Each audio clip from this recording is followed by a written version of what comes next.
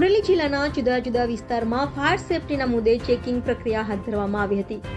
ઉપરાંત નોટિસો પાઠવવામાં આવી હતી. અમરેલીમાં અગાઉ ફાયર તંત્ર દ્વારા ફાયર સેફટી ન હોય તેવા કોમ્પ્લેક્સો, સિનેમા સીલ મારવાની કામગીરી હાથ ધરવામાં આવી હતી. ત્યારે શહેરના લાઇબ્રેરી રોડ પર આવેલા મીરા આર્કેડમાં આજે ફાયર ટીમે ફાયર સેફટીના અભાવે સીલિંગ પ્રક્રિયા હાથ ધરવામાં આવી હતી. આ કોમ્પ્લેક્સમાં 50થી વધારે દુકાનો આવેલી છે. અમરેલી જિલ્લા ફાયર ઓફિસર એસસી ગઢવીએ જણાવ્યું હતું કે મીરા આર્કેડમાં ફાયર સેફટીની સુવિધા ન હતી. તેમને નોટિસ પાઠવવામાં આવી હતી, છતાં પણ ફાયર સેફટીની સુવિધા ન હતી. ત્યારે આજે અહીં 4 ટ્યુશન ક્લાસીસ અને અન્ય કોમ્પ્લેક્સને સીલ મારવામાં આવ્યા હતા. Reporter Jayesh Limbani, Saurashtra news, Amreli.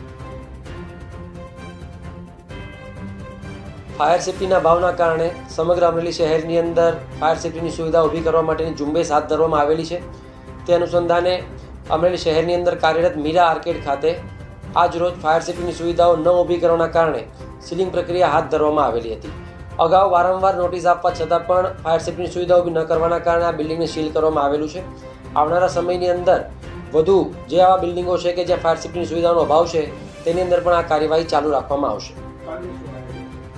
હાલના તબક્કે કાલના આયોજન વિશે એક ફાયરનું એક્ઝિબિશન કરવા જઈ રહ્યા છીએ કે જે એક્ઝિબિશનના માધ્યમથી સમગ્ર અમરેલી શહેરની જનતાની અંદર જાગૃતતા ફેલાય અને આવી જાગૃતતાના કારણે સમગ્ર અમરેલી શહેરની અંદર રહેતા લોકો ફાયર સર્વિસ વિશે, ફાયર એક્સટિંગ્યુશર વિશે અને ફાયરના સાધનો વિશેથી વિસ્તૃત માહિતગાર થાય અને આગ લાગે ત્યારે શું કરવું જોઈએ અને શું ના કરવું જોઈએ આ બાબતનું પૂરતું માર્ગદર્શન પ્રાપ્ત થાય તે અર્થે આવતીકાલે Amreli fire and emergency service વિભાગ દ્વારા એક એક્ઝિબિશન એ ફોરવર્ડ સર્કલ ખાતે સિનિયર સિટીઝન પાર્કની અંદર કરવામાં આવશે.